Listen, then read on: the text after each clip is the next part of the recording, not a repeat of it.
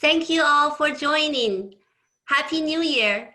Regardless of how good of a year 2020 was, we should all strive to make 2021 better. I like New Year's because all new things make me happy. New clothes, new friends, new investments, new constructions, and of course, new seminars full of learning opportunities. Welcome to Investors Medley, a fresh new series of Tuesday afternoon networking. We're now live on YouTube, Facebook, 直播, TikTok, and Weibo. Hi, my name is Coco Tan. I'm a realtor in the San Francisco Bay Area with Keller Williams Realty. One of my New Year's resolutions is to increase the quality and quantity of my TAN, Tuesday afternoon networking live streams and YouTube channel. You can help me by subscribing and sending me questions, comments, and suggestions for new topics. Here is my QR code for my YouTube channel. You can also scan this WeChat code to add me as a friend and join my live stream group. That's where I post information about off-market listings and also about upcoming seminars. All right, let's waste no time to get to this educational part of our seminar. Our first session of the first series of the new year is Gains Without Pains. This is all about taking advantage of Section 1031 exchanges. If you joined our meeting early and saw the trivia questions, then you may have noticed that there were some questions about 1031 exchanges. Basically, when you sell an investment property, you have to pay capital gains taxes on the money you make. However, you can defer those taxes by reinvesting the money to buy another investment property. This is known as a 1031 exchange, swapping one investment property for another in the way that allows capital gains taxes to be deferred. However, it is not as simple as it sounds. The IRS has many rules that you must follow. The law includes definitions, limitations, tax implications, and timeframes. Here to shed some light on this topic is our expert, James Callejas. James is a returning guest. Some of you may remember how awesome he was as a public speaker and education. He is the Vice President of National Accounts with Investment Property Exchange Services, Inc. He is responsible for business cultivation and development nationwide. James has conducted thousands of seminars on different topics related to real estate, taxes, estate planning, and personal property. He teaches continuing legal education and continuing professional education to attorneys and CPAs. Last time, at our Tuesday afternoon networking, he gave us a sneak peek of today's presentation. He said that the 1031 exchange is one of the greatest wealth building tools that exists, and that if you know how to use it, you can use it to increase your business significantly and even turn your real estate portfolio into a gold mine. Those are some strong words, and we have a lot of viewers here because of that powerful statement from James. I hope he can deliver on his promise. Everybody give an epic welcome to James Callejas. Hi, James. Hi, Coco. Happy New Year. Happy New Year. Thank you for joining us today. So let's get started with your speech tonight. Yeah, happy to get started. I keep looking down because I know that the runoff is going in Georgia right now. And it looks like the Democrats are in the lead with about 46% of the vote coming through on both candidates. And it's about 54 to 46% on both candidates going for the Senate runoff in Georgia right now. And the reason why that is important, because if the Democrats win, they have control of the Senate, which could make things easier to change. And if the Republicans win one of those seats, then it'll be difficult for things to be changed in the future. And I think that impacts all the real estate investors, because Biden has mentioned a few things that he may consider changing in the future. So I am curious to see how that rolls out throughout the next couple of hours. Maybe by today, at the end of this session, I can give you more of an update on that. I'm sure others are checking as well, just to see how that goes. But that's right. We'd love to hear about the updates. Not just the 1031 basics, right? You're going to cover the basics as well as all the. I'm going to cover the basics. I'm going to cover everything, but that's something that could impact the 1031 exchange, as well as tax brackets, as well as other things that encompass real estate. And since this is a real estate class, I think it's important that we stay in tune with what's going on as well. With that, I wanted to give a bunch of different insights on the 1031 exchange, as well as an update on how the market was for 2020 and what we project for 2021. I'm going to bring up a presentation and share it.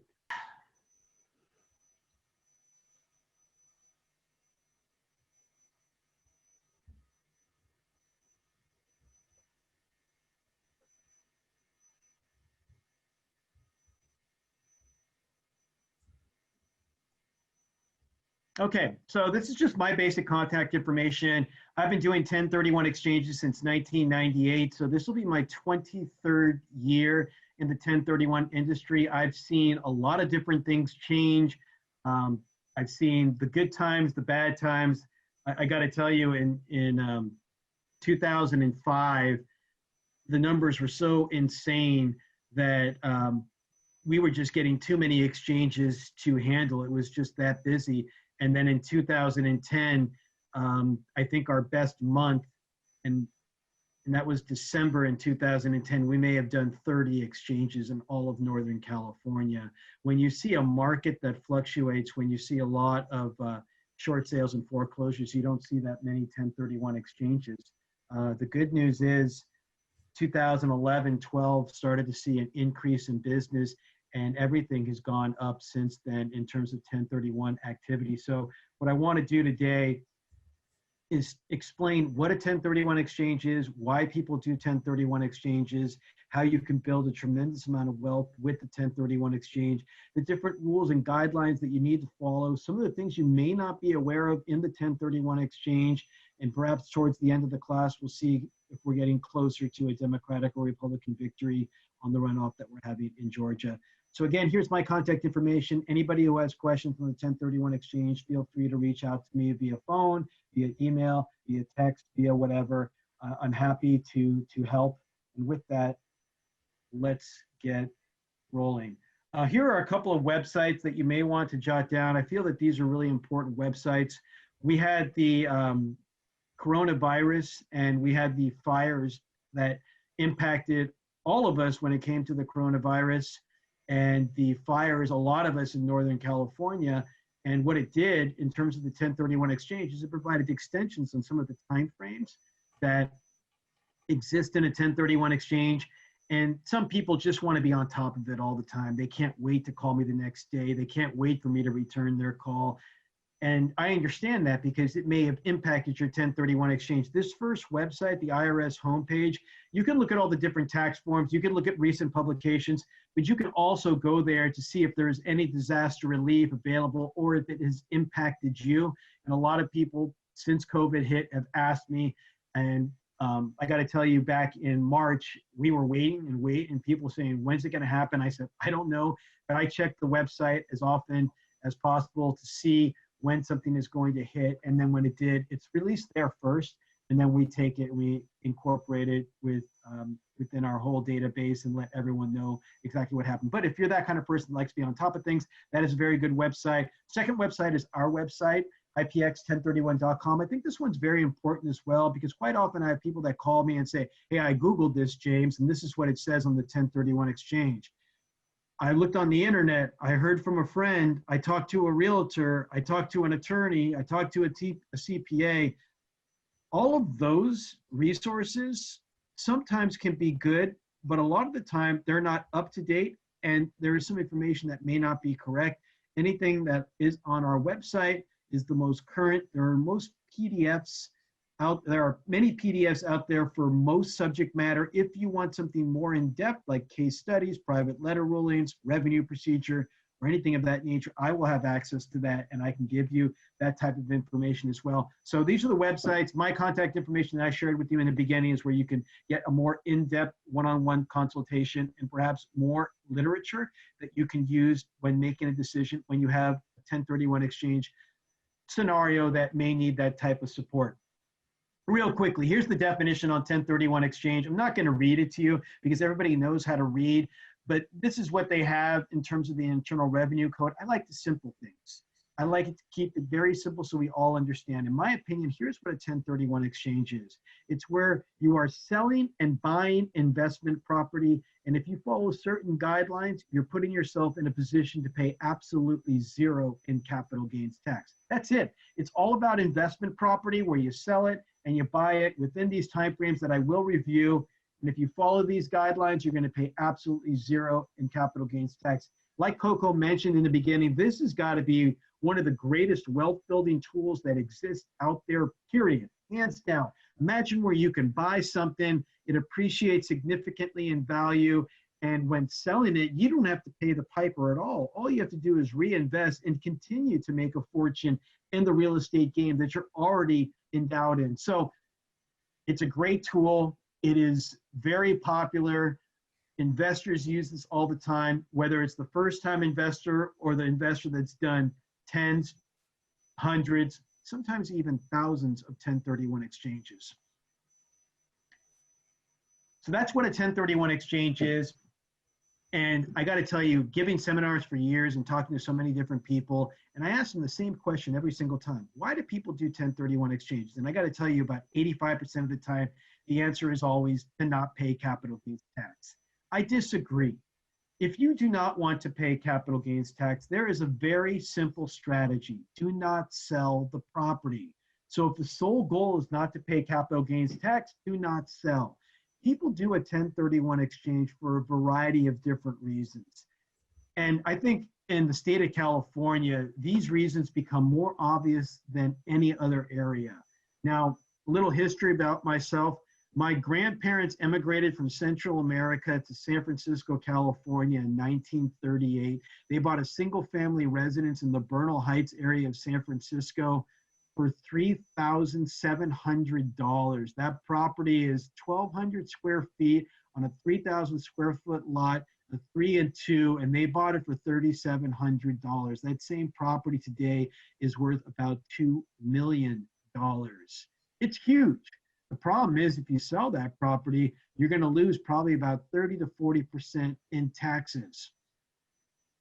It is amazing to know that in the state of California, in certain areas, and primarily in the Bay Area, you can buy something for a very small price and make massive appreciation. What's also amazing is that California will take a big chunk of that, and Uncle Sam will take a big chunk of that back when you eventually sell that asset. So my grandparents came here in the 30s, but what's more important to me is my parents bought a piece of investment property and a primary residence in San Francisco in the 70s. And in the Noe Valley district of San Francisco, they bought a 3-unit building for $52,000. That property today is worth more than $3 million. It's a free and clear property. And I got to tell you, I ask so many people out there, is this a good piece of investment property for my parents today? Free and clear, fully rented. They've owned it for obviously about 50 years. Is this good? And I'd say the majority of time people say that this is a good piece of investment property. The reality is this is a horrible piece of investment property. We own investment property for 4 different reasons. Reason number 1, cash flow. The property that they currently have, they get about $6,000 a month in cash flow. Now that's not market value, but they're also subject to rent control in San Francisco, and it is very difficult for them to raise rent. It's very difficult for them to get tenants out of that property. So their cash flow, which actually looks like $6,000, but at the end of the day, that's the gross. The net that they get is probably about $4,000. because of the different expenses that come with the property, because the property was also built in 1903. So there's always something going on with this property, always things to pay for with this property. There's different things that happen in certain areas in the Bay Area that you have to adhere to, whether it be soft story, whether it be rent control, whether it be just maintenance of the property. There's so many different things that can happen. So when it comes to cash flow, horrible piece of investment property, way under market value rent. Second reason we own investment property is depreciation. Now, depreciation is great when it comes to investment property because you have income coming in and you're going to be paying taxes on that income. The depreciation is a way that you can shelter that income. It's a write-off. Now, for residential property and for commercial property, they have two different schedules. For residential property, you can depreciate the property for 27.5 years. For commercial property, it's 39 years. So for when you're talking multifamily product, like a 3-unit building, it's residential property because anything 4 units or less is residential property. Anything more than 4 units is considered commercial, and you go on a different depreciation schedule. But they've owned the property for like 50 years. So for over 20 years, they have not been able to depreciate the property and take advantage of the depreciation. And by the way, this is how depreciation works. You look at the original purchase price, you take out the value of the land. So let's say they bought it for $50,000, and let's say the land is worth 20% and the structure is worth 80%. You can only depreciate the structure. So divide 27.5 into $40,000. You're not really depreciating that much per year. So when it comes to investment property, we've already learned that the cash flow is poor on this property, considering what you can get in market value rent, and you're subject to rent control. The depreciation on this property ran out years ago, and even if you could depreciate it, you couldn't depreciate it that much because you only depreciate the original purchase price and only the structure's value. The third reason we own investment property is amortization, right? A lot of people buy a property putting a down payment down and then mortgaging the rest, getting a loan to finance the rest. And right now, with interest rates the way they are, it's a phenomenal time to buy real estate. Well, when my parents bought the property back in the early 70s, they got a loan. That loan has been paid off for many, many years. Amortization is where you pay off the loan and build up equity. If there is no more loan, there is no more amortization. So I'm looking at this investment property, I'm saying poor cash flow, can't change it. I'm looking at the depreciation, no more left, so no write-offs, paying taxes on all the income. I look at the amortization, it's fully amortized. We're not building equity on this property anymore due to the loan. And the fourth reason we own investment property, and this is the big one for the Bay Area in the state of California, to be honest, appreciation. Now this one, they absolutely killed it. They did phenomenal on the appreciation. But at some point, the appreciation no longer makes sense. You've got over $3 million sitting in that property, and you're making $48,000 a year on that. This is a horrible piece of investment property. Now, what would be worse than keeping this investment property is selling the investment property and paying taxes. If you don't do a 1031 exchange, you're going to pay anywhere, in most cases, between 30 to 40%. This property, all of it is gain. That's over $3 million of gain, over $1 million that they would pay in taxes. To be honest, the biggest loser in this would be me. My inheritance would drop significantly if they were just to cash out. So let's look at why we do a 1031 exchange. Well, maybe we go sell this property, preserve the equity, get better cash flow somewhere else. You don't really have to go that far. You could stay in California. You can go outside of California. But the idea is a lot of people, especially people my parents' age who are in their 70s, they've retired. What would they be looking for right now? Supplemental income. So perhaps you do a 1031 exchange for an increase in cash flow. This property is free and clear. What if they were to buy a property, leverage into a property, and when you do something like that, let's say they sold for $3 million, they have $3 million in equity, and they buy something for $4 or $5 million. The difference up in value, that $1 or $2 million, in this example, a new depreciation schedule. So when we look at investment property and we look at the 1031 exchange, there are many, many, many reasons why people do 1031 exchanges. I got to say the number one reason that I see for people to do 1031 exchanges is probably because they're tired of the tenants, the trash, the toilets, the termites, the taxes, all the terrible T's that you have when owning investment property. I've been a landlord for about 18 years, and I've had some good tenants, but I don't know why. I always remember the bad tenants, and those are the ones that stick in your heads. The beautiful thing is you can do a 1031 exchange and perhaps go into passive investment property where you no longer have to manage the investment property. You could put it into a commercial institutional property where you own a fractional interest and do nothing but get paid each month. That's the true power of the 1031 exchange. The way I look at a 1031 exchange is, what don't I like about this current property? Maybe it's the cash flow.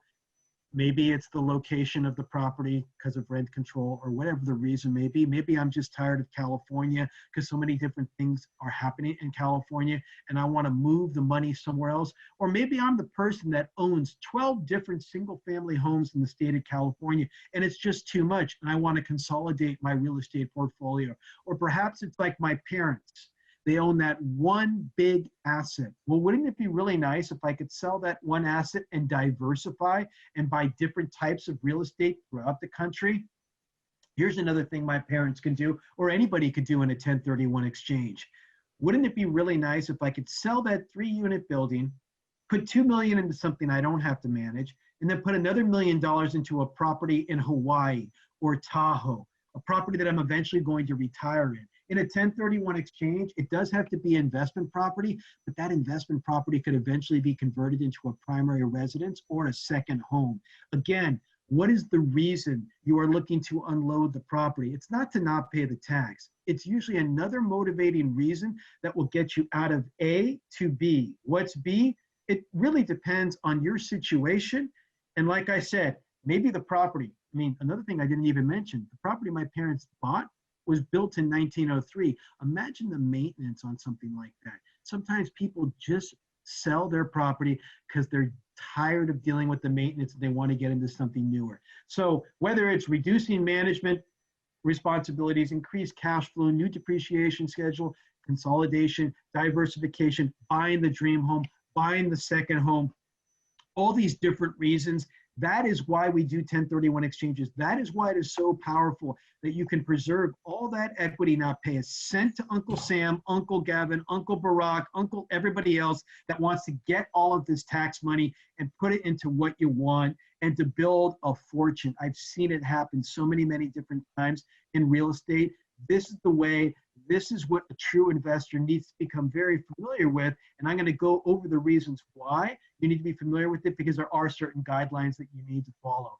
Now, the one thing I did want to mention that isn't mentioned that often, that I think really needs to be stressed, the motto for 1031 exchange is buy till you die or swap till you drop. And here's why that's very important. In real estate, like my parents, they bought it for $50,000. It's worth $3 million. If they sell today, you lose over $1 million in taxes. But if they pass away, if you die and you own that real estate, the basis, meaning what's the original purchase price, and I saw it in one of Coco's slides, you have the basis calculated by original purchase price, capital improvements, depreciation.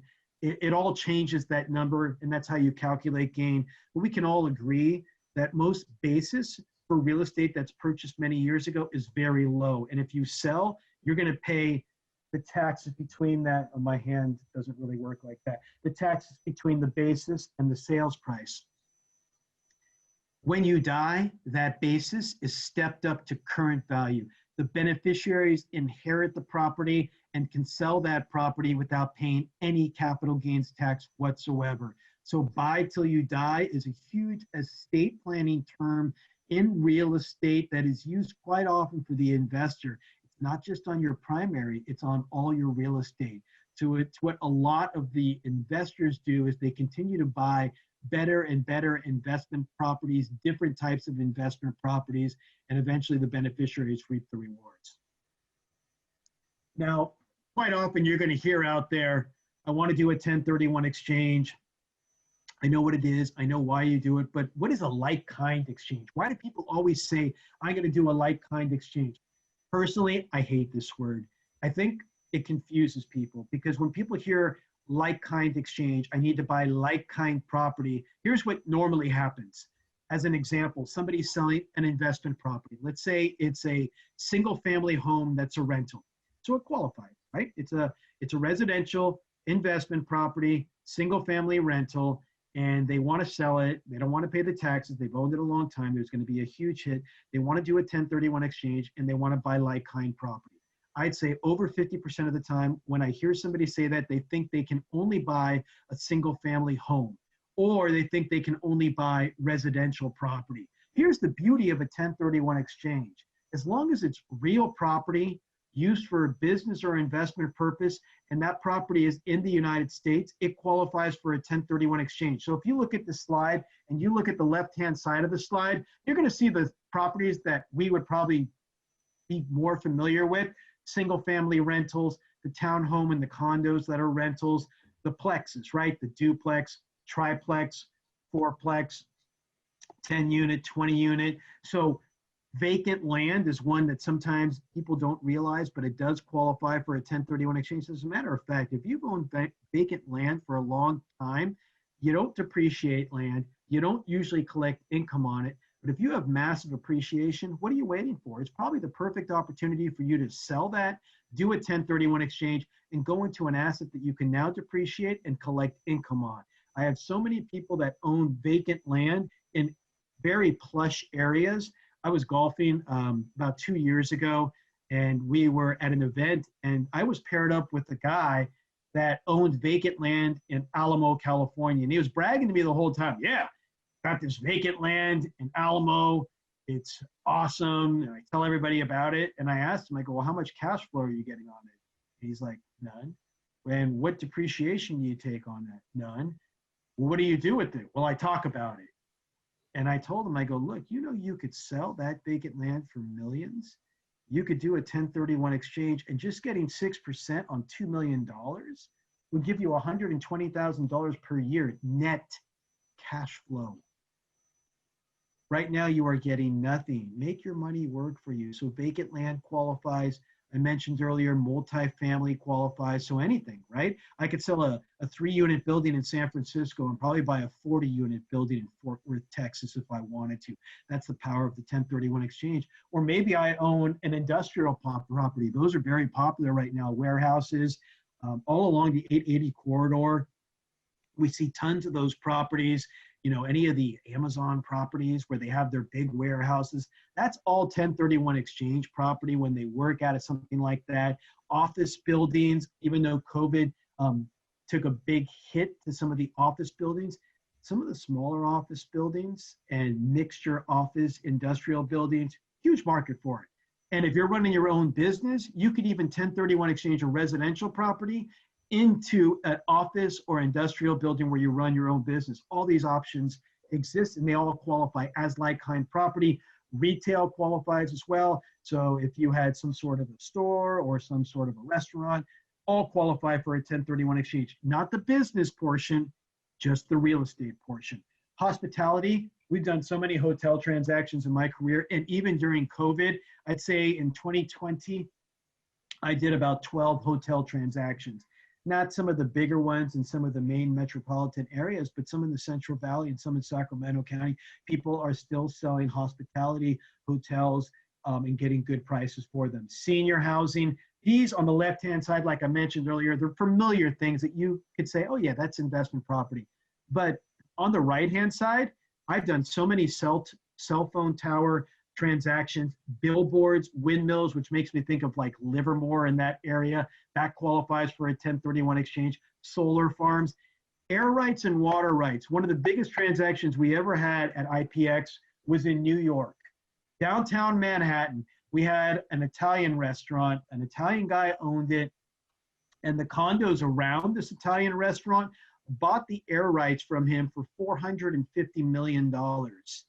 He sold air rights, was getting nothing on it, did a 1031 exchange, and went into all other types of real estate and got income. So ask me first whether or not something does or it doesn't qualify. Even on this list, boat docks, moorings, I had no idea what a mooring was, to be honest, until I got into 1031 exchange. And if you don't know what it is, it's the buoy type thing in the water that you connect your boat to, it's actually deemed real property and qualifies for a 1031 exchange. And for anybody that's very Gothic out there, cemetery plots, they qualify for 1031 exchange and actually appreciate in value significantly. And then fractional ownerships. This one is huge. I could sell something out here, $500,000, do a 1031 exchange and buy a fractional interest in a large commercial institutional property. Whether it's a 400-unit apartment complex or part of a medical building or maybe part of a Costco or something essential, that all is like-kind property in a 1031 exchange. So again, if you tell me what you want to do, I can guide you how you can get to that destination. And what we didn't even list here is how the primary residence, a mixed-use property, or a second home, which isn't like kind at first, could eventually qualify as replacement property in a 1031 exchange. Now, here are the properties that don't qualify for a 1031 exchange. Number one, property held primarily for sale. So this is like for the flippers out there, right? Somebody who buys, fixes, and sells right away. The IRS says, hey, that property is held for resale purposes, doesn't qualify. And then I got a lot of the flippers that call me and say, okay, James, hey, I did a lot of flips this year, but at some point I'm going to make too much money this year. I want to hold a few of them, maybe just one or two. How do I qualify for the 1031 exchange? Fix it, rent it. Then they say, well, how long do I have to rent it? Because I don't want to hold it for a long period of time. Well, there is no black and white on how long you have to rent it. The aggressive CPA says rent it for 1 year and 1 day because by definition, that's a capital long-term investment. The CPA that's in the middle says just cross 2 tax years and we'll be comfortable with that. And then the most conservative route would be to rent it and depreciate it for 2 full years because there is revenue procedure that supports that. Personal property, as of January 2018 with the tax reform, was excluded from the code. So that is more like tractors, right? So like farm equipment, even livestock used to qualify for a 1031 exchange. Or if I sell a gas station, the equipment, the mini mart, or businesses, there's going to be a component that's personal and a component that's real property. No personal property qualifies for a 1031 exchange any longer, just real property.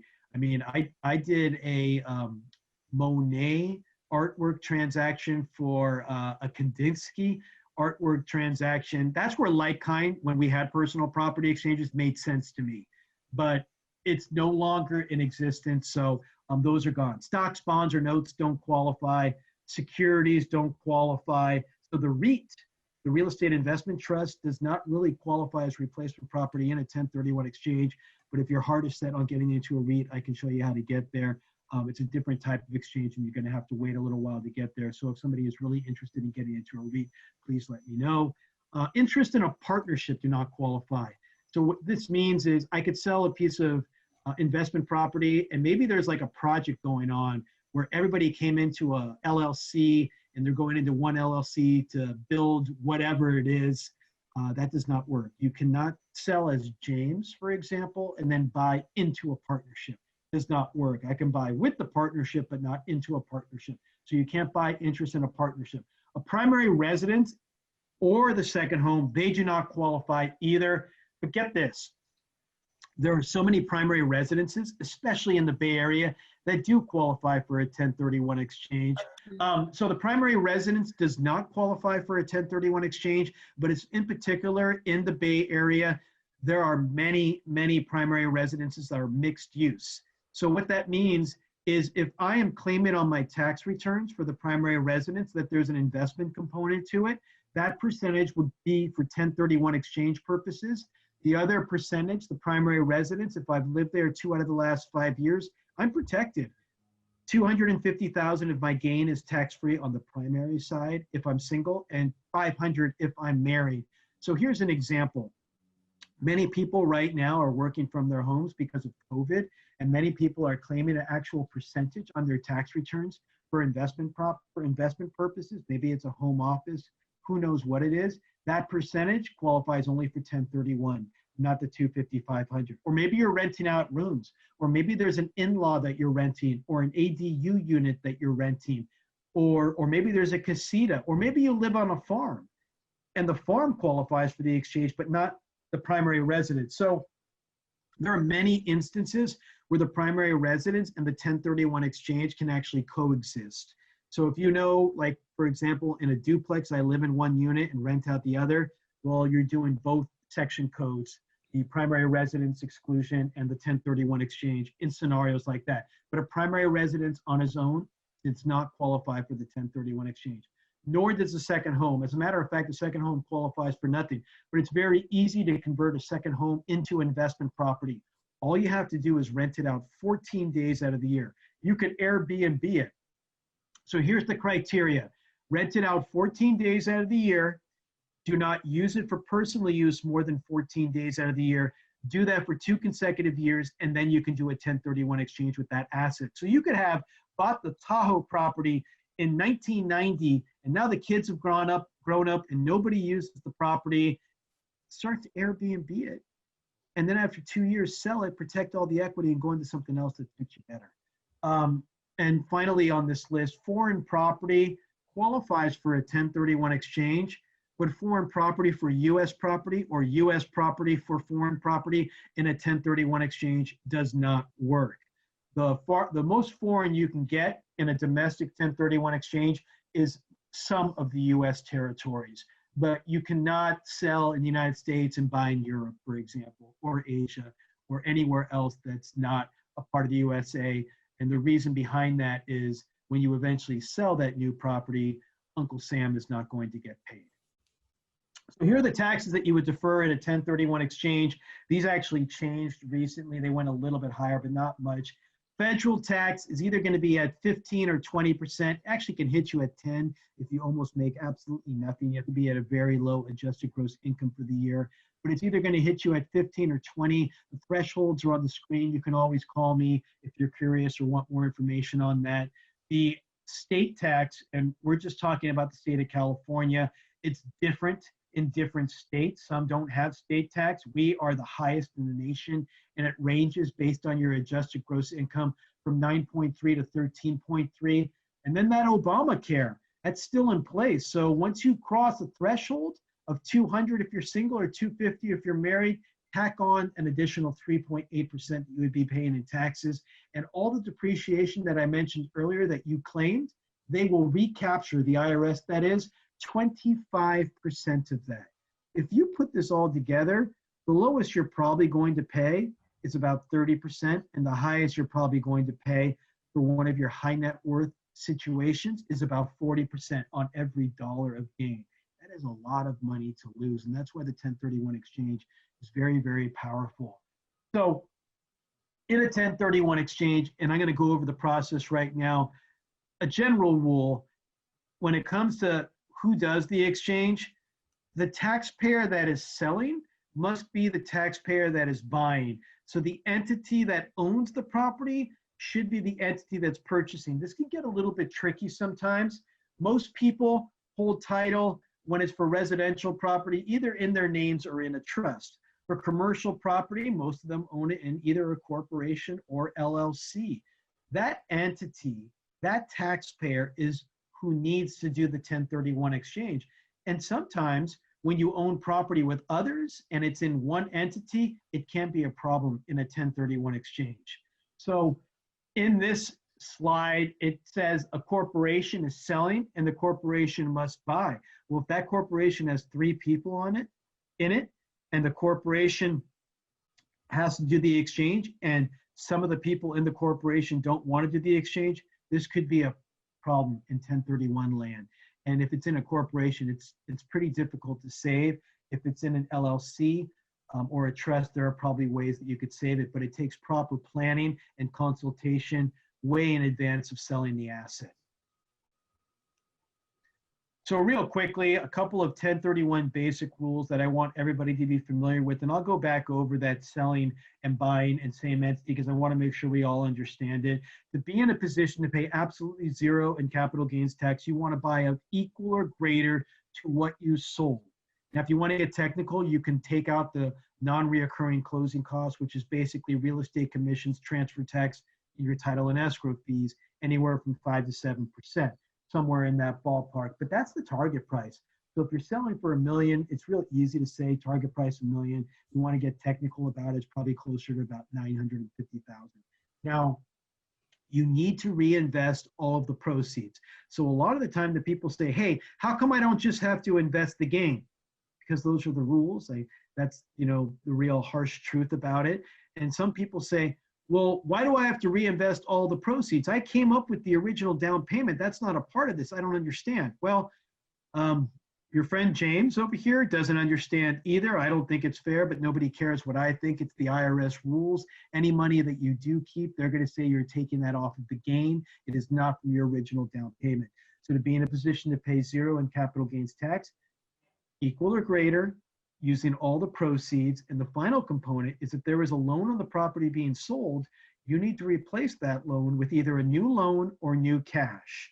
If the property is free and clear, it's very easy. Use all the cash. If there is a loan, the loan gets paid off when the property that you're selling closes, and then the cash goes into the exchange account. To get to equal or greater, you're going to have to make it up with either a new loan or new cash. If, for whatever reason, you don't replace all of the debt or you don't use all of the cash, any cash left over, taxable. Any loan that you don't replace, taxable. But it doesn't kill the exchange. Only that portion would be taxable. So some people strategically keep some cash for whatever their reason may be, and some people strategically buy of less value and they're okay with paying a little bit of tax. It's up to them. So here's how an example would roll out in terms of a 1031 exchange. You'd put the property on the market. Well, first off, you go to a listing appointment with Coco and determine that this is the time to sell the property for whatever the reason may be, probably one of the reasons that I mentioned earlier. Goes on the market, you eventually accept an offer, you open up escrow, and then you open up the 1031 exchange account. This must be done prior to the close of escrow. No 1031 exchange property can close without our paperwork being in place. This is so important. I have received so many calls where people think they can do a reverse exchange or they haven't received the check yet or what have you. If the paperwork is not in place and signed prior to the close of escrow, that property cannot be included in a 1031 exchange, and you will pay taxes on that gain if that is the relinquished property. And here's how it rolls out. Just like I mentioned earlier, you want to get property listed, property in contract, open up escrow, 1031 exchange paperwork in place. By the way, in order to set up the 1031 exchange account, I will need a copy of the sales contract. I will need a copy of the title report. The reason why I need a copy of the sales contract, we, as the qualified intermediary, IPX becomes the seller. So we assign into the rights of the contract, act as the seller. So for the benefit of the seller, we become the seller. And we need the title report because it will show me the vesting. Again, we go back to the title issue. Whoever is selling needs to buy. So this will be set up prior to the close of escrow. And then at the close of escrow, all the liens are paid off and the remainder of the proceeds go into the 1031 exchange account, and then the clock starts ticking. And this is where you have to be very aggressive and be very quick with what you're going to do, because you only have 45 calendar days to identify potential replacement property. In my opinion, I am not going to list my property without an exit strategy in mind, probably an exit strategy plan A, B, and C. And if somebody is willing to accept a contingent upon sale offer, that would be fantastic. Usually does not happen in this market, but depending upon what you're looking to buy, you might be able to secure your replacement property prior to the close of escrow of the property that you're selling. So we'll put that in place. We'll look to find replacement property very quickly. We'll identify it in writing to us as the qualified intermediary within the 45-day period, and we will close within 180 days. There are no real extensions on this, although with natural disasters and acts of terrorism, and we've seen a couple of natural disasters, there may be an extension. You cannot count on it. You have to get things done within those timeframes. No exceptions unless the IRS lists one. Now when it comes to identification, there are two rules and one exception. The most popular rule, because you can't just give me the entire MLS and say, here, I identified, I'm going to buy something. It doesn't work that way. The first rule and the most popular rule is the 3 property rule. This rule allows you to identify up to 3 properties of any value. I'm looking to buy one. What are the other 2 for? They're backups. Now, the cool thing about the 3 properties rule, is I can identify a property of any size. It could be $3, it could be $300 billion. There is no limit. The only limit is I can only identify 3. So for the person that's looking to buy that one property, this is the rule that is very common, or even 2 properties that are larger. They use the 3 property rule very often.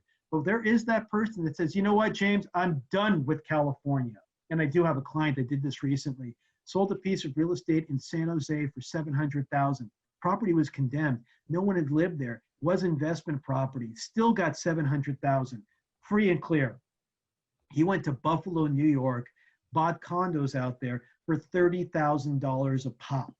I don't know anything about Buffalo, but I know in order to get to an equal or greater number, you're going to have to buy a lot of $30,000 condos, and the 3 property rule will not work for something like this.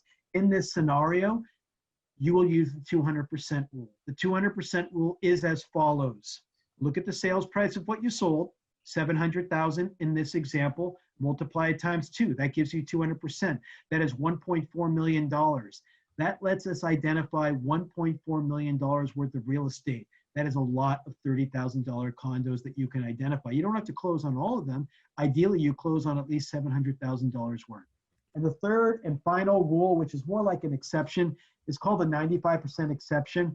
It says you can identify as many properties as you want. Doesn't matter what the value is, but you need to close on 95% of the value that you identify. Basically, this means you close on everything, and if you don't, your entire exchange fails. That's why almost no one uses this rule. In my 23-year career, I've done over 50,000 exchanges. I've seen this rule used maybe about 10, 11 times. If you need it, I'll let you know.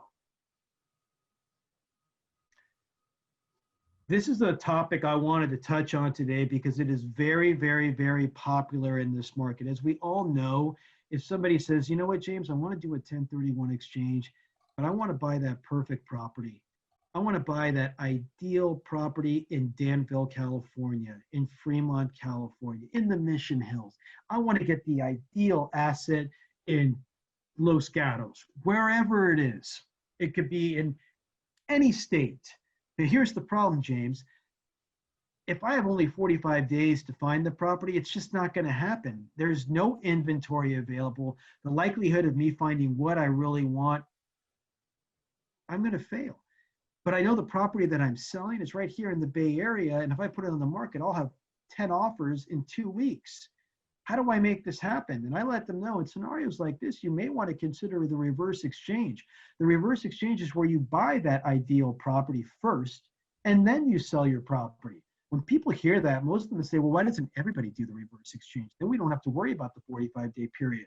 And then I come back to them and I tell them, in a reverse exchange, you have to buy first, and you have not sold the relinquished property. How are you going to buy the property? And some people say, I don't have the money to do that because what I was counting on was all the equity in this property to purchase that property. Some people say, I can do that, but I'm going to have to get a loan. And some people say, I've got the cash. I can make that happen. For anybody that has the cash, this is a very easy transaction. So the reverse exchange is as follows. Coco finds the property for you, gets you in the contract, open up escrow, contacts James to set up the 1031 exchange account. We would put together similar paperwork to a forward exchange, but a lot more in depth.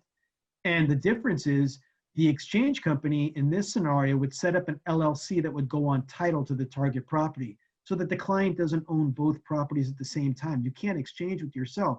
So we would set up an LLC. LLC goes on title at the close, and then you have 180 days to sell your relinquished property. And as long as you can make it happen within those timeframes, you got the property that you wanted. You sold your property in 180 days. You paid no capital gains tax. Here are the challenges. Not many people have all cash to make this happen. So when you have to get a loan for residential property, most lenders will not allow the LLC to go on title. In a scenario like this, you may have to go private money. So now your fees have increased significantly. By the way, the reverse exchange fees are higher because we set up an LLC, we go on title. And then there may also be, depending upon where you buy the property, dual transfer tax. LLC goes on title, unless the client wants to take over the LLC. The title will go into the name of the asset that was being sold. So it could be, if it was me, James is selling in his trust. he's buying in the LLC in the reverse, and then he goes into his trust. 2 transfers. I could get hit with dual transfer tax in this scenario, and the fees can go up very, very significantly. So in a reverse exchange, it could be more expensive, more challenging, and most importantly, I have to be able to buy that property first. And if it is commercial property, it could be a little bit easier with the lender, but then there may need to be some environmental reports on that. I wanted to bring this up today because we'd see, I'd say about 20% of my clients call me today wanting to do a reverse exchange. And of that 20%, I'd say about 50% go through with the reverse exchange. A lot of people are doing reverse exchanges right now. It is very, very popular just because of the lack of inventory for a particular product type that they want. The other topic I wanted to mention was the improvement exchange. There are many, many clients out there that say, James, okay, here's the deal. I'm selling for $1 million and I found the perfect property in the perfect location. It's going to go for about $850,000, but it needs about $200,000 of work. Is there any way that I could use the proceeds to improve the property that I'm going to buy? And the answer is yes, but it is challenging. The first way, which is very uncommon, is to have the seller of that replacement property do the improvements prior to the close of escrow, increase the sales price to include those improvements. You and I both know that that is very unlikely to happen unless there are very small, insignificant improvements and there is not a lot of other people trying to buy the property without improvements. So that's probably out the window in most cases. The second way is the improvement exchange. The improvement exchange, like the reverse exchanges, where we as the exchange company set up an LLC. LLC goes on title at the close. While we are on title, the improvements need to be done. Here's the problem with the improvement exchange. You have to get the improvements done within 180 days. And then you'll take title prior to day 181, and the improvements will be included. So you can pay out the general contractor, the subcontractors within that time frame. And as long as everything can be identified within 45 days in terms of the improvements that you're going to do and be completed within 180 days, it counts as part of your exchange. So the question comes up quite often, can I do improvements? Yes, but talk to James and I will walk you through that process to see whether or not it is something that is feasible for you to get done. I've had many people say, I'm going to buy a property in Tahoe and I want to build on it. Well, you're not going to build on a property in Tahoe in the winter months that easily. So there's a lot of factors that take place. And if anybody wants to build in San Francisco, I think we all know that the permit process is incredibly difficult and challenging to get done. But depending upon the improvements, what you want to do, how much you want to spend, it is a possibility. Okay. Who can be the qualified intermediary? This is an answer that most of you probably aren't even expecting. Almost anybody can be a qualified intermediary. It is an unregulated industry. And basically, there's only a few people that are disqualified, and everybody else can be a qualified intermediary. So you can't be your own qualified intermediary. That doesn't work. You can't touch the money. A related party of the exchanger can't be a qualified intermediary. And then basically, your attorney, your CPA, or any agent of the exchanger can't be. Everybody else, it's an opportunity to be a qualified intermediary. You could be the exchange company. Now be very careful with this because you're giving hundreds of thousands of money to somebody. You want to make sure that your money is safe and doesn't go into the hands of somebody like Rocco over here, because that would be a disastrous story. There have been some defalcations in the 1031 industry. I would not trust my money personally with the mom and pop company. I would want to see the security that I deserve for my proceeds and only go with some of the bigger boys out there in the industry. We are the largest qualified intermediary and we have the protection backed by our parent company. And that's just a very, very important thing when it comes to a 1031 exchange. And finally, question to think about, one of the biggest criminals of our generation, Al Capone, what did he get prosecuted for? Tax evasion. So when you think about the rules of a 1031 exchange, what you can or can't do, be very careful. The IRS looks at this with scrutiny. I don't want people breaking rules. It is very free to call me and ask me questions, and I'm very happy to give you consultation on what does or doesn't work. And with that, I don't know how much longer, Coco, you want me to go on, but I think we're at the time you wanted me to hit. Are we? Let's, maybe we can take some questions in a moment. I got a lot of questions sent to me privately because we're not allowing people to just post questions for security purposes. But I think this is great information. Thank you, James. You're I welcome. think I learned a lot about different motives for investment properties. I especially enjoy your detailed definition, what it is and what isn't a like-kind property. You're very, very clear about your 3 options for identifying replacement properties. So I think those are all very good information. So we have been streaming live on Facebook, YouTube, and other platforms today, and we have gathered some questions for our guest, James, to answer. But I give you a chance to rest while I introduce my next seminar. So in 2 weeks, our CPA Bin Zai will be back to tell us all about different business structures and their tax implications. He will talk about C Corps, S Corps, limited liability corporations, and more. So James, maybe you can just unshare for one moment, and then we can have Bing give us a quick preview of our upcoming session. Bing, are you there? Yeah, I'm here. Can you hear me? Yes, hi Bing. Happy New Year. Happy New Year. Hi, how you doing? Good, good, thank you. So give us a quick preview of the upcoming session. Okay, during my practice for all the clients, we always have people to ask if I want to have my business set up. Do I need to do incorporation or not? Am I supposed to be unincorporated business or corporate business? And I think those have a big impact on your tax return filing. So in the next seminar, co-hosted with Coco Tan Realty, we will talk about should you incorporate or not, or how many legal entities types can you use for your business. And we're also going to talk about what is difference between the legal entity and the tax entity, and what is a pass-through entity for a lot of small business. And also we, as since we talk about the tax, we also should talk about how to avoid the double tax inside the corporation. So those topics will benefit for the small business minded client, and what kind of formation you should use when you venture your next business. So.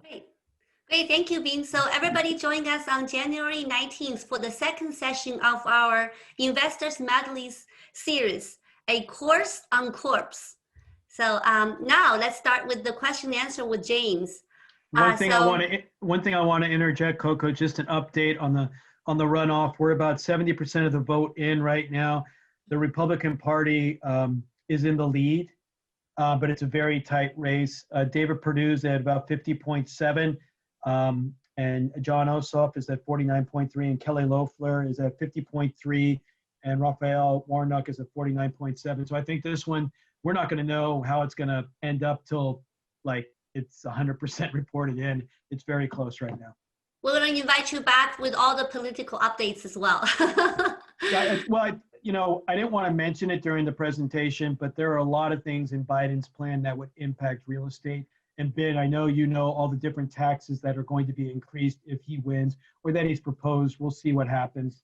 So it's interesting stuff, and I think this could dictate if he's going to have the power to do so quickly, or he won't.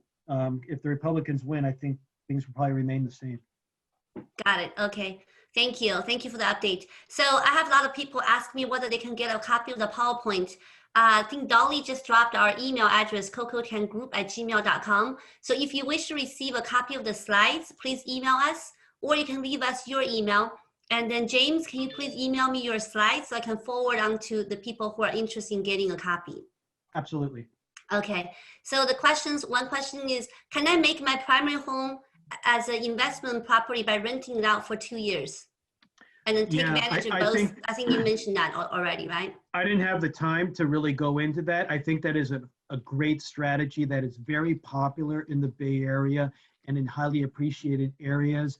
A lot of people have gains that exceed the $250,000, $500,000 exclusion.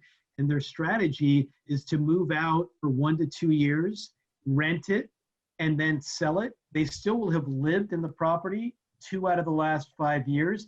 They collect the entire $250,000, $500,000, and they can 1031 exchange the remainder. There is no black and white on how long you have to rent the property out in order to qualify for a 1031 exchange. What I found in my career is that most aggressive CPAs like 1 year and 1 day of rent.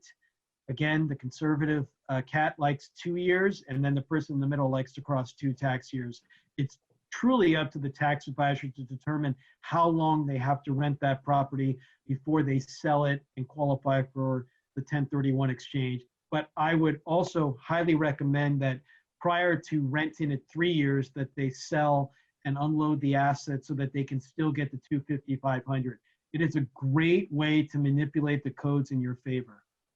Okay, so and then another person asking, let's say if I have done 1031 exchange, after a few years I want to make it as a primary home, so the reverse type of situation. What are the tax implications? Good thing we have both CPA and also James online right now.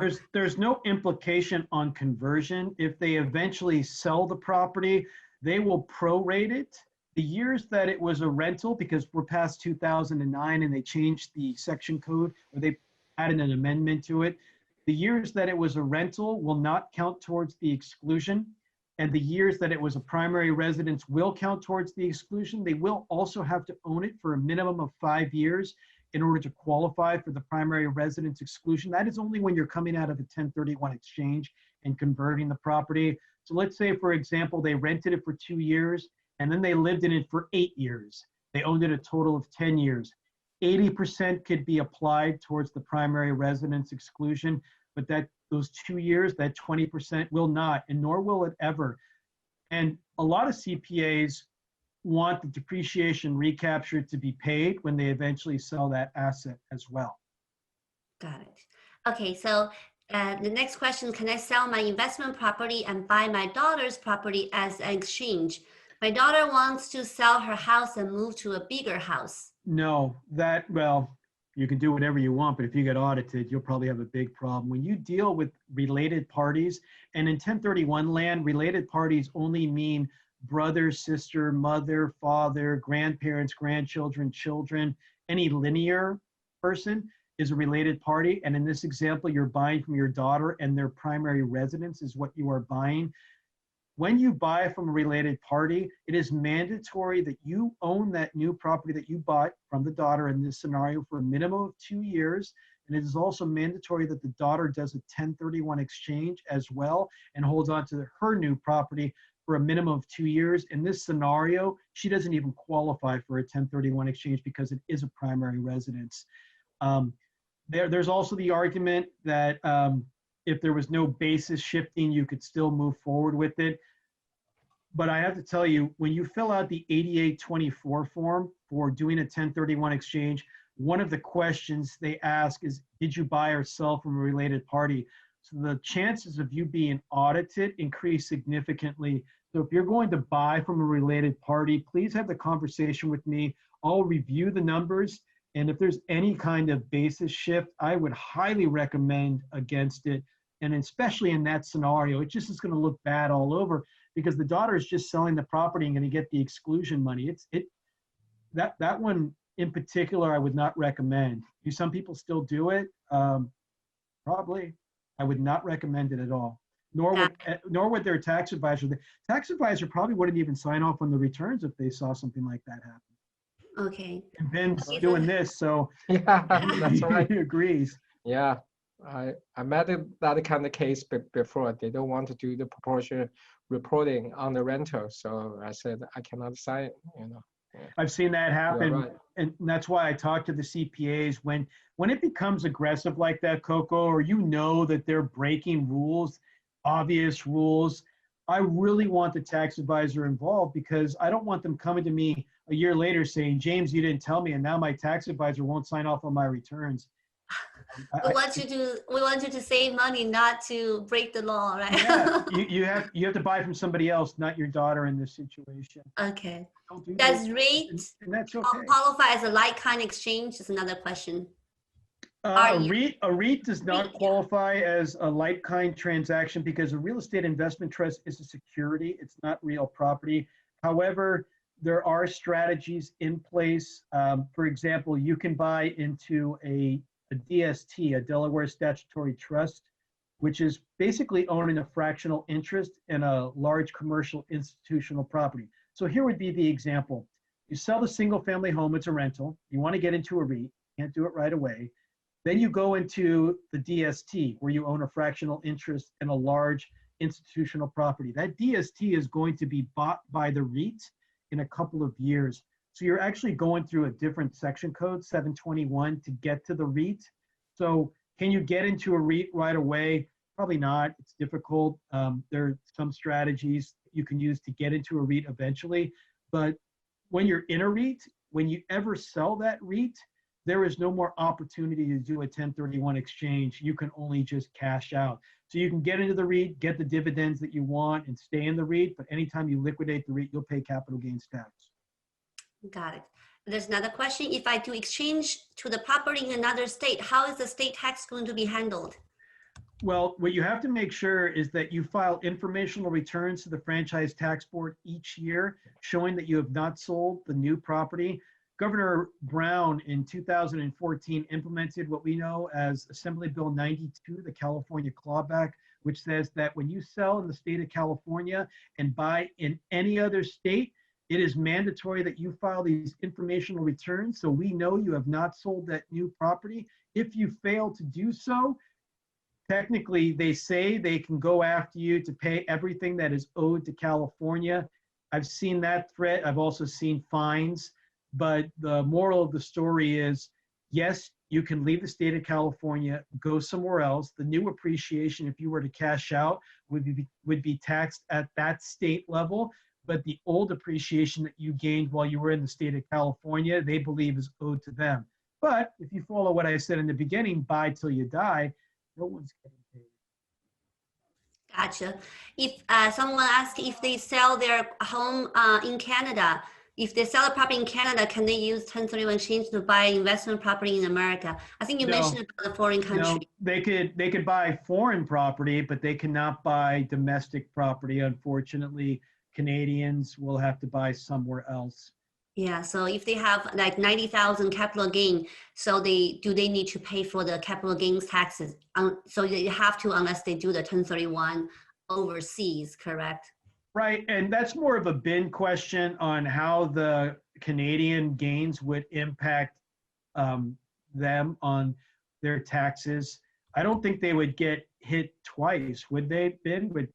Yeah, they will get a foreign tax credit for any tax they paid on the other country, as long as the other country has a tax treaty with the United States. You know. And does Canada have one? Yeah, yes, of course. They are the. I mean, I know we have NAFTA. Yeah, they have NAFTA too. They have a lot of other stuff. Yeah, so I guess you'd have you to won't find pay out if there was double tax. So any tax you pay on the same property to the other country, you can deduct on the United States return. You know. So maybe you could offset some gains that way. Yeah, if Canada's tax is lower than the U.S., then you pay more. If you pay higher, you only you don't need to offset pay the difference. United States. Most likely, Canada's tax gonna be higher. You know, because depends. I don't know what their tax rate. But if you pay sufficiently in Canada, you probably don't have to pay in the United States, you know. Cool. And I know that's more than what the client asked, but those are really important points to understand when you own assets outside of the country. Yes, you wanted to know if you could buy here, but I think it's also important that you know the tax consequences since you live here and own out of the country. Got it, yeah. Okay, so someone mentioned about you mentioned if you rent out some rooms in the primary home, so owner also live in the same property, can the property just do the 1031 exchange? Your answer was yes. It's a mixed use property in that scenario. So remember, if you're renting out rooms, you better be claiming that income, because I've had many people that don't claim the income. It's not deemed investment property. That's deemed fraud at that point. You're supposed to be claiming the income and depreciating that portion of the property. And what you would have in that scenario is a mixed use property where a portion, whatever percentage they've claimed on their returns as investment property, would qualify for the exchange, and the remainder would be protected under Section Code 121, the primary residence exclusion. So this person also asked for the rent out portion, does that need to be depreciated? I'd take the write-off on that. Okay, great. And then for the reverse exchange, under what circumstances would you end up having to pay for double transfer tax? In most counties, when the LLC goes on title, and if the client does not want to keep the LLC, some people keep the LLC, but that also has an annual fee. If it gets transferred over, like let's say I'm doing the reverse exchange and the property I'm selling is in my name, but I'm doing the reverse, so it goes into the name of the LLC at the close. That's one transfer. And then I sell my property and complete the exchange, and either I take over the LLC, then there isn't a transfer, or it goes into my name, James. That's two transfers, so I'll get hit with dual transfer tax in most counties. Got it. Can a foreigner leaving other country do a 1031 exchange to avoid to defer the capital gains tax? We have many foreigners that do 1031 exchanges on their properties, investment properties that they own in the United States, but it is challenging because there is a federal withholding that is 15%, which is very high. Here's what I recommend for any foreigner selling investment property. Before you put your property on the market, fill out the 8288 form. It's the waiver request form that you'd submit to the IRS. And so it goes by country code. And here's the bad news. It takes probably 30 to 90 days to get accepted, depending upon how backlogged they are at the IRS. But you also have to fax it in. They're so old school, they still don't accept email. And you send it in, I know, it's true. And you send it in with a copy of the accepted contract. So it's not like you can send it in ahead of time. The day my contract gets accepted, I would already have the form filled out. I would fax it in. I would want the waiver request sent in so they could approve it, so that the 15% would not apply. Then I would move forward with my 1031 exchange. But I want that waiver request to be accepted prior to the close of escrow. Otherwise, it's not gonna get me out of the 15% withholding. Now, there's ways around that. I could come in with the 15% out of my own pocket and have it flow through the exchange, but not many people have that kind of money to make things like that happen. So I would probably ask for a longer escrow so that that waiver could get approved. That is great advice. That's a great advice. To not to have that high withholding. That's always an issue with all the foreigners. It's huge, and foreigners panic. And I've done almost every country where whether it's China, Switzerland, or Italy, or who cares, find out, get that form in place, be ready to submit it once you accept an offer, and probably ask for a longer escrow because you want the waiver request to be approved. So, and then following that question, if they have cash left after buying, how is the cash going to be taxed, and also what's the tax rate? It sounds like CPA question. If paid cash for the current property, can we take out a loan to buy the exchange property? So how they're going to be taxed is going to be based on their adjusted gross income, and it varies, and it could, go into different numbers depending upon how much money they keep and if they cross certain thresholds. Now, what was the second part? I mentioned a lot of these things where, you can use all the money, and then after you finish your exchange, refinance and take money out and use that money for other things. That is sometimes a better way than keeping money out. Coco, could you please repeat the second part of the question?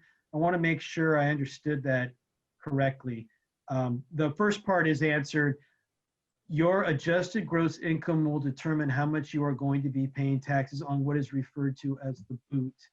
And as I mentioned earlier, that usually is around 30 to 40%. In certain scenarios, it could be a little bit less, but most people in the Bay Area are paying around 30% at least. So the second part is saying if they're paying cash for the exchange property, I guess, can they also take out a loan to buy the exchange property? I'm not quite sure. So WW, if you can clarify on your second part. I think I understand the question, and this one's very important. And I'll say it in a couple of different ways, just in case I'm misunderstanding the question. You need to use all your cash. You can't replace the cash with larger debt. So if you're coming out of a property and it's free and clear, and you have $500,000, target price was $500,000. Some people say, okay, I just buy something for $500,000. I'll put 300 down. I'll keep 200, and I bought of equal or greater value. Does not work that way. Any cash kept is taxable. In a scenario like that, I would recommend putting all the money in and then refinancing afterwards, especially if you're taking out that large amount. If you're taking out a small amount, figure out whether the loan fees would be more than the taxes you would pay and make a decision based on that. Okay. So Tito I is asking. think that's what they wanted to. Ben, did you think that was what they were asking? Yes, what you said is right. You will be taxed on the difference of the cash and the difference of the loan, normally at the 1031 exchange. So your new property, the cash at least higher than before, and the loan should be higher than before. Then you can make the new exchange property higher than before. Yeah, a lot of people. You can't just use one of it. Yeah, you can use cash, buy multiple properties, or you can use the cash as a down payment and leverage up. Right. And buy a leverage up. Right. Yeah. Right. It's great. I think we get this good answer. Then here, Tito is asking, if I buy a fixer, construct and sell, tax filing should be easy. Only Schedule E is required. If I buy a land, construct, then sell, how and where do I take the deduction of 1 year of the property tax, land, loan interest, etc., while plans and permits going on? That sounds like a tax question. That's a bin question. Yeah. Well, first of all, if he sold the rental property to buy a pure land, I don't think it's a. Are they qualified as a? Yeah, it qualifies. 1031 exchange if you don't rent it out, Yeah. Well, you could do the 1031 exchange, buy the bare land, let it sit, and then build later, and you probably wouldn't have an issue. You may pay the depreciation recapture because you're going from a structure to a non-structure on something like that. I worry that it wouldn't be counted as a kind of exchange if you just buy a land. It works. Don't do any unless they do some. They don't have to do. They don't have to do improvements. The bare land will qualify. And they I know the bare sit. land was qualified, but they probably still have to rent the land out. Maybe do some pumpkin patch sale on the land, or do some Christmas tree. That's. Most of the experts in our industry are comfortable with them just sitting on the land for appreciation purposes. Right. Okay.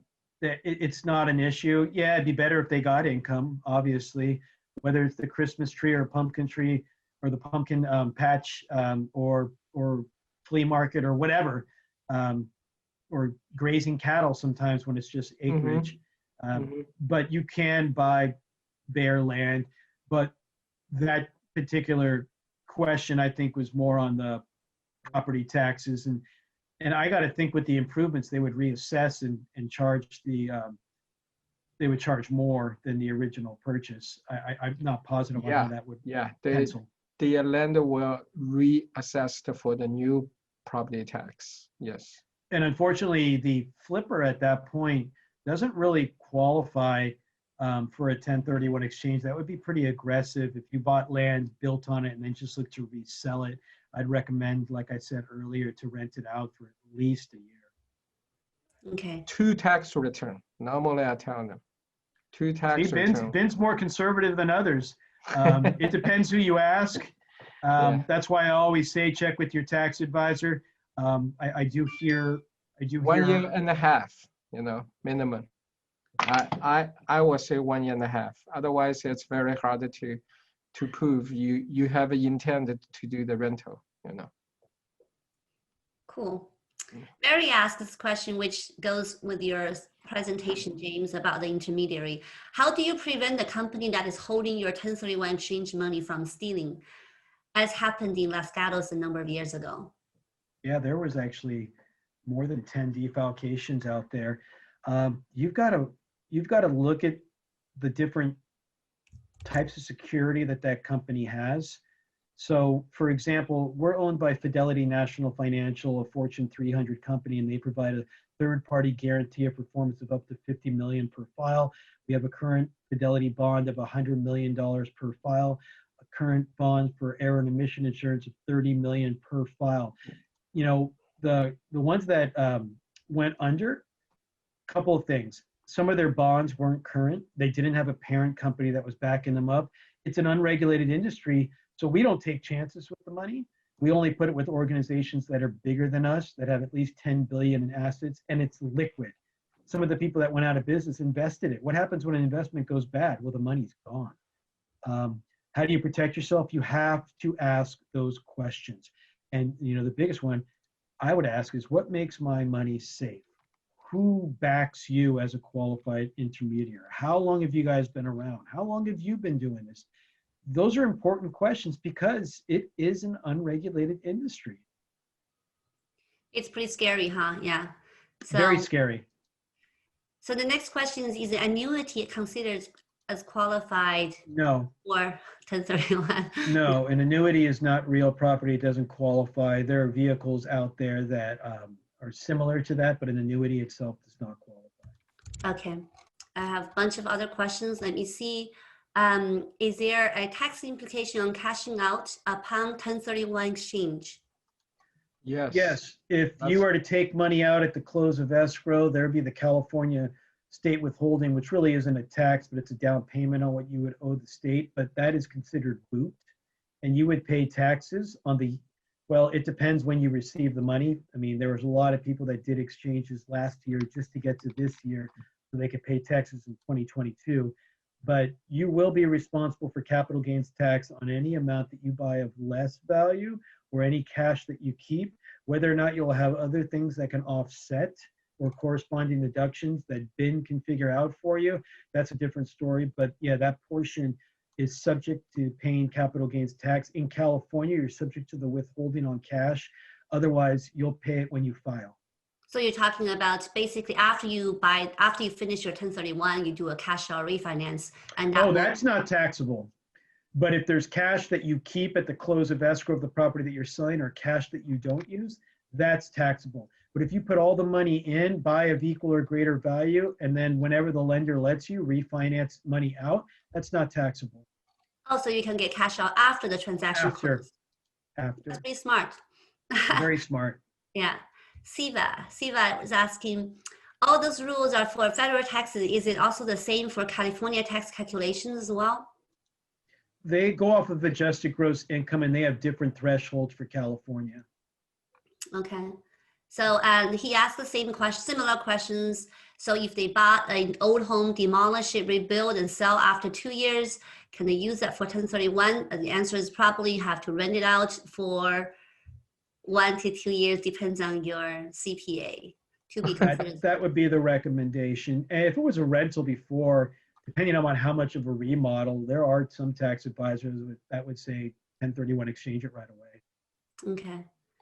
Another question, if the original investment property were purchased with all cash, shall the owner maybe refinance first, then do the 1031 to avoid having to use all the proceeds toward the purchase of a new property? Actually, I think you addressed that, right? Because your loan has to. I addressed that on the other side, so that's a very good question.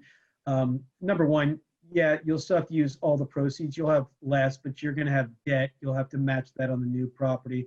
If you are going to do something like that, I recommend that you refinance the property 6 months prior to listing the property so it is not construed as a step transaction. The IRS is more aggressive on refinances before than after. So before listing, 6 months prior, take the money out. Cool. Okay. Alan asked, I'm sorry, when selling the property, when the husband and wife both held the title, and 1031 changing to other property, want to add the children's name on the title for the exchange property. Is that okay? Is that going to be? That is okay, but you will own it with the children as tenants in common, and you want to make sure that the parents own equal or greater to what they sold. So just to make it easy, if they sold something for $1 million and they were going to buy a property with their children for $2 million, the parents would have to own at least 50% to hit their $1 million mark, and they would own it as tenants in common with the children. If the children are going to live in that property, and that happens quite often, make sure that there is a lease agreement with the parents, that the children pay the parents market value rent, or at least low market value rent for that ownership interest they have in the property. That's good information, yeah. There's another question, can I buy a house that is still under construction now? Yes, as long as it is completed within the 180-day time frame. Many people secure a replacement property, new construction. They get a deposit on it today. They haven't even listed their property, and they sell their property before the project is complete. As long as they can sell their property before the project is complete, they don't need a reverse exchange. And as long as the project is complete within the 180-day time frame, it works out nicely. I remembered one of my clients who bought a new home as exchange property, but they couldn't close on time. So actually that exchange failed. So yeah, that's why, you know, the contractor is going to say 3 months. What does that mean? That means 6 months. How long do you have? 6 months. Be very careful. You never know. You do know that you have 180 days to complete the transaction. Okay. Deepak asked, don't you pay higher property tax on the newly acquired property with the 1031 exchange? Yes, you do. And that is one of the cons of doing a 1031 exchange. You sold something where you were very low in property taxes, and now you're buying something and you potentially could have much higher property taxes. But James talked about all different kinds of motives for doing this kind of transaction. Well, so in most scenarios, the cash flow that you're going to receive in the new asset is going to way outweigh the property tax increase. So at the end of the day, you're still going to make considerable profit. But yes, the property taxes would increase. yeah, so there's an earlier question I missed. Does 1031 have to be 1-to-1?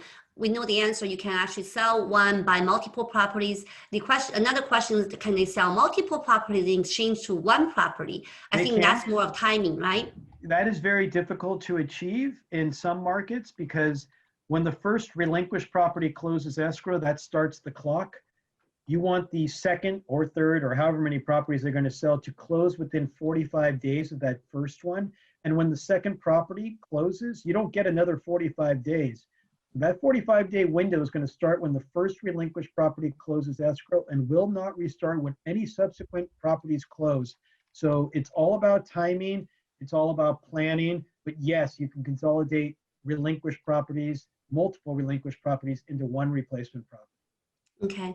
There's one question going back to the cash out. When you cash out after the 1031 exchange, is the mortgage interest on the loan tax deductible expenses? Ben, I believe yes, but you jump in. Mortgage, yeah, I'm sorry. Can you repeat again? Okay, so if somebody finished their 1031 exchange and then they did a cash out for the new property, is that mortgage interest on the loan tax deductible? Is that the tax deductible expense? Yeah, of course. Yes. That's yes. Good. As long as the underlying, it's secured by the underlying property. Yes, they are deductible. Yes. That's good. Okay, I'm just trying to collect all the questions here. Let me see. If I missed any questions, we're going to stay around a little bit. You know, I know we're running over our timeline. Would you please tell us a little bit more about Delaware Statutory Trust and foreigner, the tax and procedure in 1031 exchange is the same as a U.S. resident? Well, I think we already went over the foreigner procedure. That 8288 form is absolutely critical, or else that 15% withholding will apply.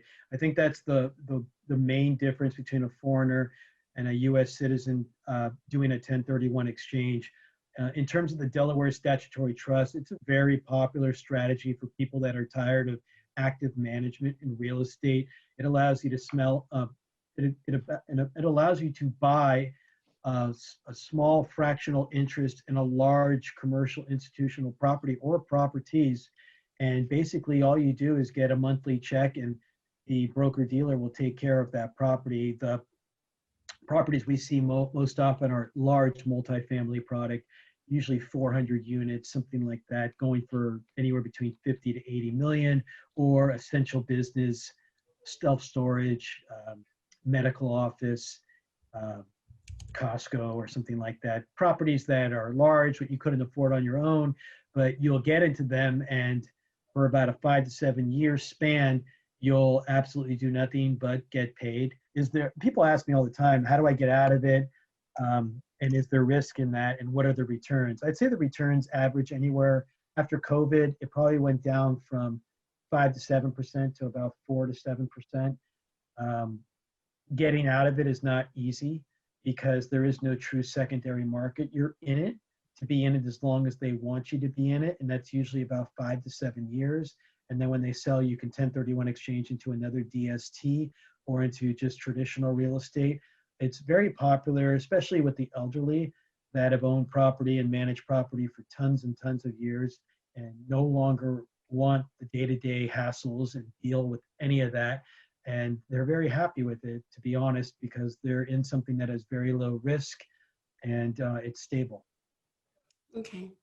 And Eva asked, can I gain some more days to have a long escrow on the first property so we can have more than 45 days to locate the second house? I think that's a great strategy. I was talking to somebody earlier today and they had control over the buyer. I would say, as long as you don't jeopardize the deal, it's always nice to get a regular escrow and have possible options to extend. As long as they're not getting a loan, they might be willing to work with you because the timeframes don't start till the close of escrow. So it is awesome to be able to give yourself more time. And you know, it's awesome to already be in contract to buy something while you're still selling, like the new construction we were talking about, or a contingent sale that I mentioned earlier. Yes, and Eva, yes, and to answer your second question, yes, you can look for the replacement property at the same time when you list your first property. I would highly recommend doing that. You want to be very proactive and aggressive and be ready to strike. And usually when people are past their contingencies on the property that's being sold, they're out there making offers. Yeah, exactly. There's a question for me. Cool. From Tito. When listing description says buyer to cooperate with seller with 1031, then the first time home buyer usually get nervous and Google what 1031 means. And then once they know, they think they can negotiate harder.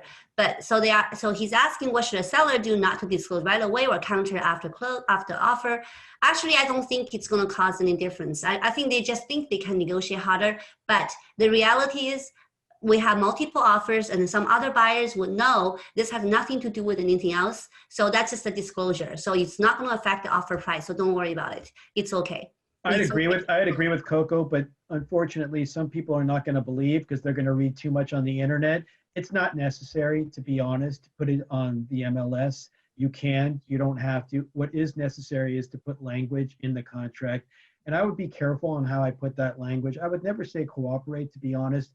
I would say participate or acknowledge, because when you say cooperate, sometimes people think, oh, what do I have to do? They do nothing. Exactly. The buyer does nothing. The seller is just doing an exchange. It's just a disclosure, basically. Yeah, it's just a disclosure. So I'd be careful with the wording. And if somebody is hesitant about that, you don't have to put it on the MLS, but you do need the language in the contract prior to the close. Absolutely. And then I have people ask me, can I help to buy other states? The answer is actually yes, because I'm actually have network outside of the states, and we are going to have a seminar on remote reaches. So basically, we have a series of the investors seminars. Justin, if you can put it up for the next few sessions. One of the sessions about talking about investing out of California. So of course, before that, I also have sessions about investing in the Bay Area, where to find lucrative investment opportunities. We're going to dig out some possibilities, some potentials, even in the Bay Area as well. So let's see whether we have more questions. Mary asked. I saw a question about a shipping container come up. Unfortunately, that's personal property and will not qualify for a 1031 exchange. It has to be deemed real property. And I think that comes up a lot of the time with mobile homes as well. They don't qualify unless they're affixed to the foundation and has an APN number that it's deemed real property. Okay. So again, any questions like this, you guys can always reach out to me. I'm happy to help. It is a tricky code in some scenarios. We didn't get too much in depth on some of the things that can happen, but I think we gave you a good taste of ways to increase your real estate portfolio or just get into the investment nature of real estate. And if you've done that in California, most people are happy about the appreciation they've received. Okay, thank you so much, James. I'm really happy that you came here today to share your time and wisdom with us. Our seminar is actually over time now. Now it's over. We will actually right now stop the recording. Before you all leave, please say thank you to James and wish each other a happy new year. You can also feel free to stay on to network with others, including James and me. I would love to hear about what your goals and resolutions are for this year. For everybody who is leaving, I am Coco Tan, and I hope you have a good night. Thank you. Thank you. Coco. Thank you, James Thank and you. Coco. Thank you. Thank you. Happy New Year. Thank you. Happy New Year.